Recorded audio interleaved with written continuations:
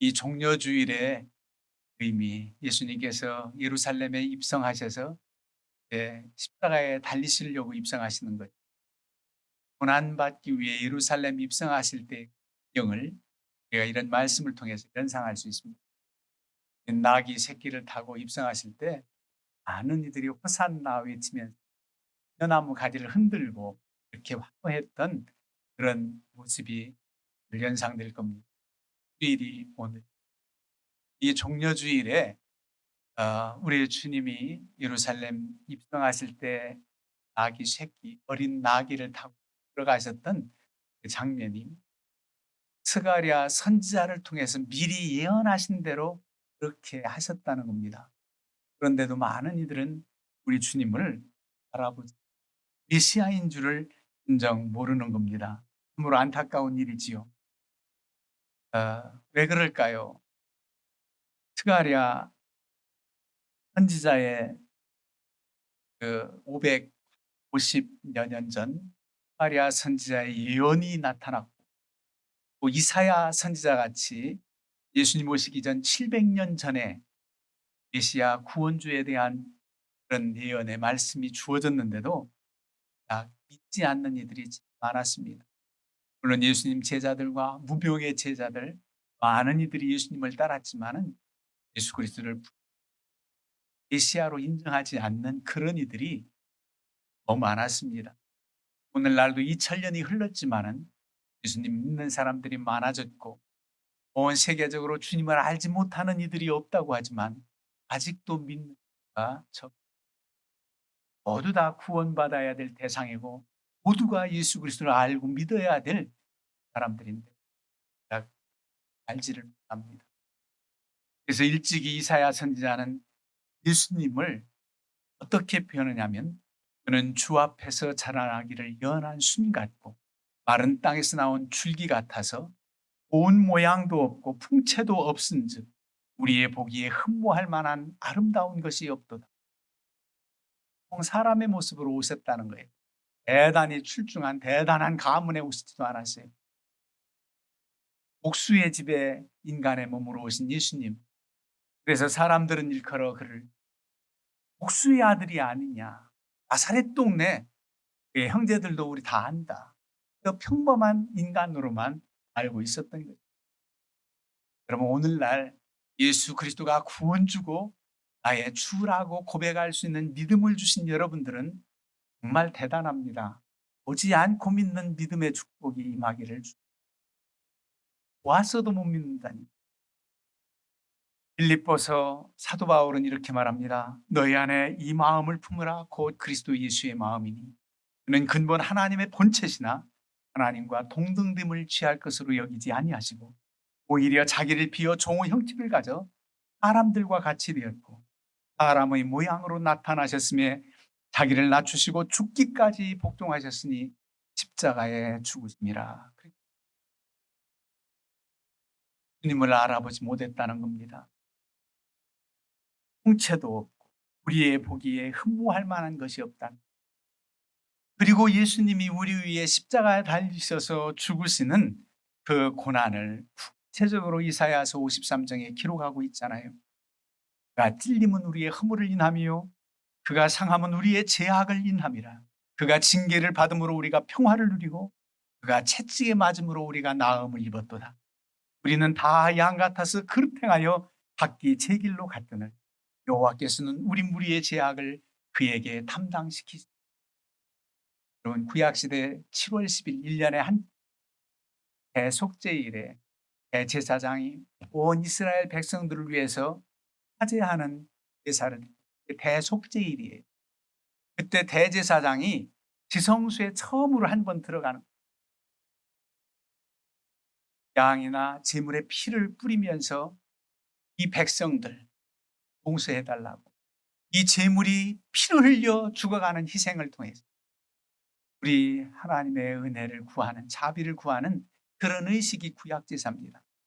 그런데 이제 신약에 예수 그리스도께서 단번에 희생 제물이 되셔서 더 이상 번거롭게 양이나 소를 드리지 않아도 우리 주님이 우리 위에 십자가에 달려 피를 흘리시고 우리는 용서받은 죄 하나님의 자녀가 되었다는 이 놀라운 은혜를 우리가 입게 됐습니다. 그래서 우리의 근본적인 죄의 문제와 우리 인생에 슬퍼할 수밖에 없는 궁극적인 문제를 모두 다 해결해 주신 줄로 믿습니다. 예수 믿지 않는 사람들은 어떻게 어떤 의미로 살아갈까 여러분들 궁금하지 않아요? 나도 믿기 전엔 그렇게 쓰니까 이해가 가지 했지만은 모태신앙이라고 해서 어려서부터 신앙생활한 이들은 잘 모를 거예요. 얼마나 은혜가 큰 놀라운지 그 사랑과 그 감격을 따릴 수가 없는데 그저 처음부터 태어나서부터 교회 다녔으니까 잘 모를 수도 있어요. 그것도 복입니다. 은혜입니다.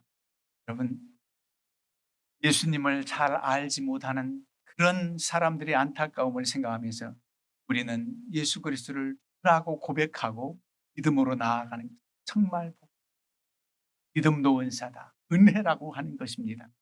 그래서 예루살렘 입성할 때 많은 내용들이 있지만은 저는 오늘 설교 제목을 주께서 쓰시겠다 하라. 공관복음 모두에 비슷한 내용들이 똑같이 나옵니다. 마태복음에는 21장에, 마가복음에는 11장에, 오늘 누가복음에는 19장에 나와요. 예루살렘 입성할 때 제자 2명을 이제 마을로 보내면서 나귀 새끼를 끌고 오너라. 마태복음에는 나귀와 나귀 새끼 표현하는데 나귀 새끼를 끌어오라는 것이 분명합니다.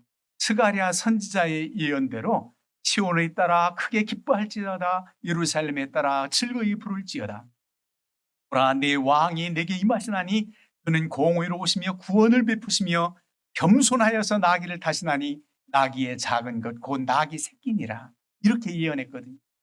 겸손하여서 나귀를 타셨다. 백마를 타고 대단한 말을 타고 왕처럼 입성하시는 것이 아니라 진정 왕이시면서도 너무나도 겸손하신 모습으로 나귀 새끼를 타고 가는 겁니다. 그래서 그 나귀 새끼를 끌어오라고 제자들을 보내잖아요. 동네에 가서 끌어오라는 겁니다.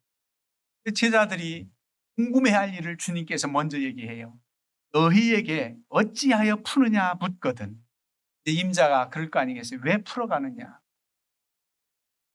마태복음 21장에는 만일 누가 무슨 말을 하려거든 그렇게 말합니다.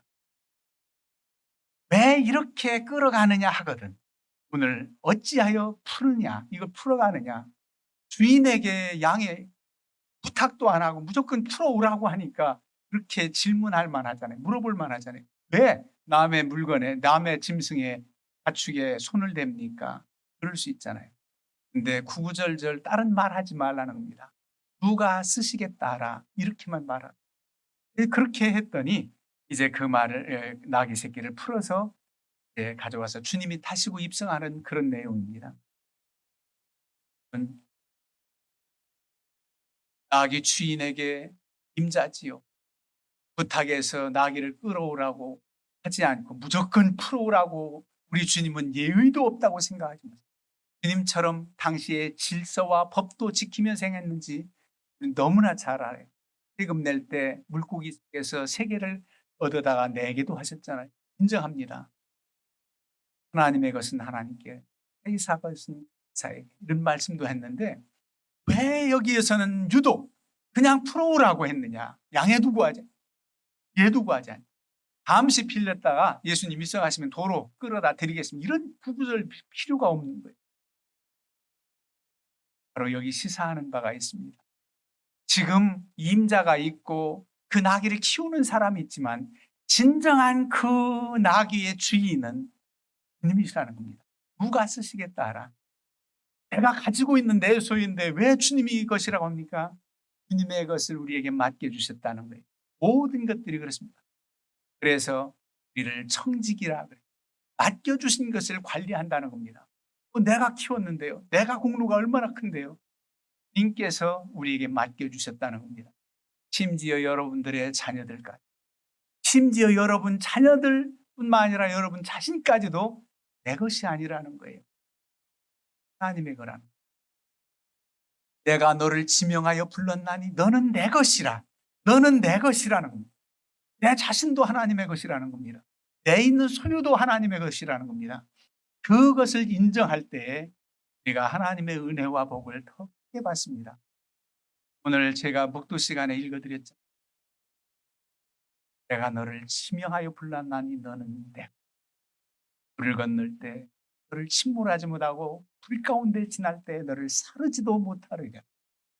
보호하시겠다는 거예요. 하나님의 것은 하나님이 책임지신다는 겁니다. 그런 은혜를 우리에게. 근데 그걸 믿고 행하기가 쉽지 않지요. 내 것인데 왜 우리 주님께서 쓰시겠다고 한다고 해서 내가 해야 되나? 주님께서 쓰시겠다고 직접 말씀하셔서 이어지는 것이 내게 맡겨준 동안에 나아기를 매매할 수도 있어. 다른 걸 살 수도 있고. 그렇지만 그 모든 건 맡겨주셔서 내가 관리하고 나를 위해서 쓰는 것 같아도 그 모든 것들이 나의 유익이 곧 하나님의 영광을 위해서 하는 일들이고, 직접 주님께서 쓰시겠다고 할 때 직접 드리는 것은 더 큰 은혜란 말입니다. 여러분들에게 주어진 그 모든 소유를 여러분들을 위해서 쓰는 것 같아도 여러분들의 삶이 주를 위한 삶이라면 그 모든 쓰여지는 것도 주님의 영광을 위해서 쓰여지는 줄 믿습니다. 그게 바로 믿음입니다. 하나님께 그래서 우리가 감사하고 내게 맡겨주신 것 감사합니다.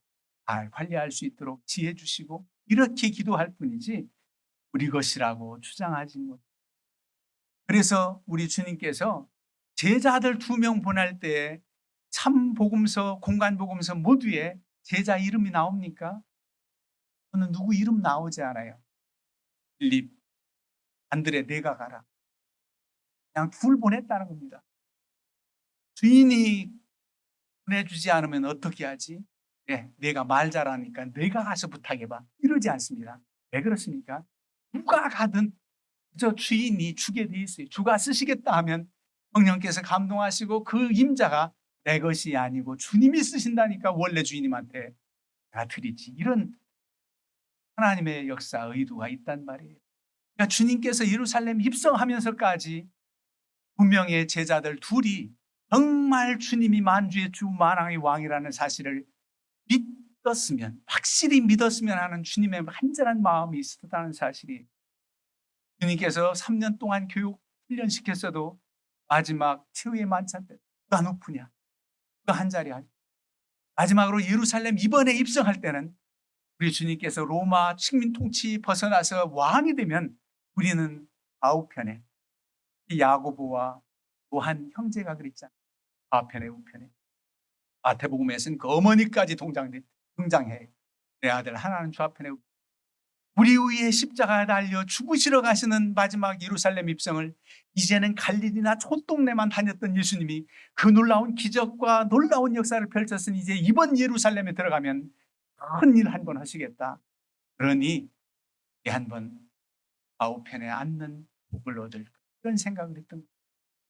주님은 그 위에 죽으신 십자가에 달려 죽으시기 위해서 들어가시지만 그래도 만주의 주가 주님이라는 사실을 이 낙이 끌어오라, 누가 쓰시겠다 하라, 이 메시지 속에서 우리에게 시사하는 겁니다. 이 주인을 분명히 알라는 겁니다. 이 주인을 알라는 겁니다.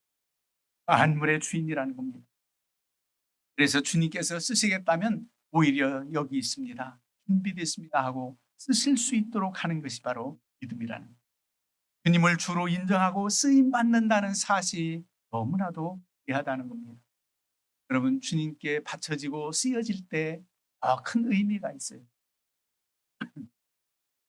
주님께서 역사하시면 놀라운 은혜와 복이 있지 않습니까? 하나의 혼인잔치집에 포도주 떨어졌을 때에 이 포도주가 되게 하는 놀라운 역사를 우리 주님께서 펼쳐서 이제 많은 그 연회장에 온 손님들 대접하게 하잖아요. 사람들이 말합니다. 보통 이렇게 귀한 술, 포도주를 처음에 좋은 걸 내다가 어지간히 취하면은 질이 좀 낮은 걸 내주어도 모를 텐데 어떻게 나중 나온 포도주가 더 맛있느냐 말이에요. 주님의 기적으로 만들어진 포도주가 더 맛있고 향이 있다는 겁니다. 이게 바로 주님의 오병이어의 기적을 여러분 아시지요? 베세다 언덕에서 다들 이제 저녁 때가 돼서 줄이고 우리 주님은 사랑이신지라 이들을 그냥 돌려보내기가 무언. 그런데 어린아이가 고기 2마리, 보리떡 5덩어리, 이게 바로 오병이어입니다. 이거를 안드레가 가졌 여기 있습니다. 주님께서 축사하시고 떼어주는데 5,000명을 먹이고 장정만 12바구니나 남았다. 그렇게 나옵니다. 여러분, 그 소년은 내놓았으니까 못 먹었나요? 그 소년이 내놓은 그 보리떡 5덩어리, 물고기 2마리가 변화해서 기적의 빵과 물고기를 그 소년도 더 멋있게 먹은 줄로 믿습니다. 주님께 바쳐질, 나도 주님이 쓰신다면 내가 예상했던 나보다, 부모님이 예상했던 내 자녀보다 더 아름답고 복되게 쓰여질 줄 믿습니다. 이게 바로 은혜예요. 그걸 못하는 거예요. 그런데 나를 던지고 내가 주님께 바쳐진 삶, 내 소유, 주님께 바쳐진 소유, 이런 믿음이 없어서 우리는 쩔쩔매고 전전긍긍합니다. 정말 믿음으로 순종한다면 주님께서 역사하시는데, 주가 쓰시겠다 하라 이렇게 부탁해서 그저 내준 것도 놀라운 역사지만은, 주님이 누구신지 알고 부탁도 안 했는데 마지막 주님 공생에 다 마지막 마치고 이제 우리 주님께서 정말 헌신자들의 모습이 나오잖아요. 마리아, 향유를 깨어서 주님께 부어드린 마리아, 그 역사가 성경에 기록되고, 부탁도 안 했는데 알아서 주님이 누구신지 미리 광야를 예비한 정말 헌신적인 마리아의 모습을 생각해보게 됩니다. 여러분, 우리가 주님께 쓰임받는다는 사실이 너무 귀해요. 세상 사람들은 몰라줘도 괜찮아요. 주님이 알아주시면 돼요. 내가 대단한 사람들을 알아보는 것보다 우리 주님을 분명히 알고 믿는 것은 또한 더 중요합니다. 그래서 세상 사람들은 우리를 보잘것없이 볼지 몰라도 우리가 하나님을 섬기며 믿음으로 살아가는 하나님의 사람이라는 사실을 안다면 정말 우리를 무시하거나 할 수 없을 겁니다. 당신이 믿는 하나님 나도 믿게 해달라고, 어떻게 하면 신앙생활을 할 수 있느냐고 이렇게 여러분들에게 다가올, 들어야 될 그런 하나님의 사람들이 여러분들. 고린도후서에 바울 사도는 이렇게 말합니다. 무명한 자 같으나 유명한 자요, 죽은 자 같으나 보라 우리가 살고, 징계를 받는 자 같으나 죽임을 당하지 아니하고, 근심하는 자 같으나 항상 기뻐하고, 가난한 자 같으나 많은 사람을 부유하고, 아무것도 없는 자 같으나 모든 것을 가진 자. 이게 주님이시거든요. 그런데 우리를 일컬어 이렇게 말씀합니다. 우리도 주와 함께한 자이기 때문에 하는 겁니다. 사도 바울이 로마로 호송될 때 죄인이 아닌데 죄수의 몸으로 로마로 호송되잖아요. 그 모든 것이 하나님의 뜻입니다. 사도 바울의 1차, 3차 여행까지 다 이제 마쳐지고, 마지막으로 사도 바울의 꿈은 좀 고위층 사람, 힘 있는 사람들이 예수님을 믿었으면 하는 꿈이 항상 있었습니다. 그래서 지중해 해변에 가이사랴라는 곳에 2년간 머물다가 로마로 회송될 때 그 가이사랴에서도 아구스도 총독과 빌립, 당시의 베스도 총독이라든가 벨릭스 총독이라든가 이런 이들을 만나서 감옥에서 전도하잖아요. 그랬더니 그들이 당신 미쳤구만 그러잖아요. 예수님에게 미쳤어요. 그래서 그런 이들, 그 당시에 팔레스틴은 지도하러 온 그런 사람들에게도 죄세음으로 만났고, 이제 그의 꿈은 로마 황제까지 만나길, 카이사, 시저 그러죠. 이를 만나길 원합니다. 그런데 어떻게 만나요? 로마로 호송됩니다. 로마 시민권을 가진 사람이라 아무렇게나 그를 행할 수가 없어요. 재판을 받고 상소에 있기 때문에 정식 재판을 받고 고위층을 만날 수 있는 기회가 있어요. 그래서 로마로 호송되는 거예요. 얼마든지 풀어줄 수도 있는데 그는 자초합니다. 그래서 이제 로마로 호송되는 배에서 드라굴로 광풍을 만나잖아요. 사도 바울은 좀 머물렀다 가는 게 합당하다. 광풍 풍랑을 만나게 된다. 그런데도 선장 선주들이 문제없다고, 우리가 뭐 한두 번 가보냐고 그랬겠죠. 정말 만났어. 다 파산돼서 죽을 지경인데 사도 바울에게 우리 하나님께서 말씀을 합니다.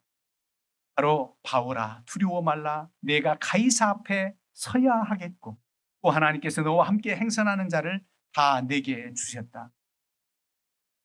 그러므로 여러분이 안심하시오 나는 내게 말씀하신 그대로 되리라고 믿습니다. 즉 이 풍랑 때문에 다 죽지 않는다는 겁니다. 그래서 섬에 다다를 것이다. 그런 대로 됩니다. 그때 수가 큰 배였나 봐요. 그 당시도 276명. 사도 바울 때문에 276명이 함께 살아난. 그들이 볼 때는 바울 사도 죄수 중에 한 명으로 보았겠지요. 그런데 하나님의 사람입니다. 그 때문에 선장 선주뿐만 아니라 거기에 다른 죄수들과 다른 많은 이들이 구원받게. 여러분 하나님의 사람들이 얼마나 놀라운지 여러분들 스스로 알아야 됩니다. 무슨 자긍심을 가져라 뭐 해라 이게 필요 없어요. 나는 하나님의 자녀. 하나님께서 내가 온전히 드려지고 바쳐질 때 내 삶이 바쳐질 때 하나님께서 책임져 주신다. 이 믿음을 있으나 마나한 존재 같지만 꼭 필요한 존재입니다. 제가 라스베가스에서 이 말씀이 계속 이 생각. 있으나 마나한 자, 무명한 자 같으나 필요한 사람 왜 필요합니까? 그 사람이 하나님과 함께 하시기 때문입니다. 그 사람이 있으면은 그 주변 사람들이 보게 돼요. 이젠 난 늙어서 아무 할 일도 없어. 도움이 되지 못해. 아닙니다. 여러분들의 기도 하나님이 함께 하셔서 하나님께서 들어주시고 젊은이들이 복을 받고 자녀가 복을 받고 놀라운 하나님의 역사가 펼쳐집니다. 그래서 귀한 거예요. 여러분들의 모든 것들 주님께서 직접 쓰시겠다고 한다면 그렇게 드려질 수 있는 믿음. 아니 내 자신까지도 주님께 바쳐진 삶이라고 주님이 주인이라고 믿는다면 주님께서 승리의 길로 이끌어 주시길 믿고 날마다 기쁨과 은혜와 평강이 넘치기를 주의 이름으로 축원합니다.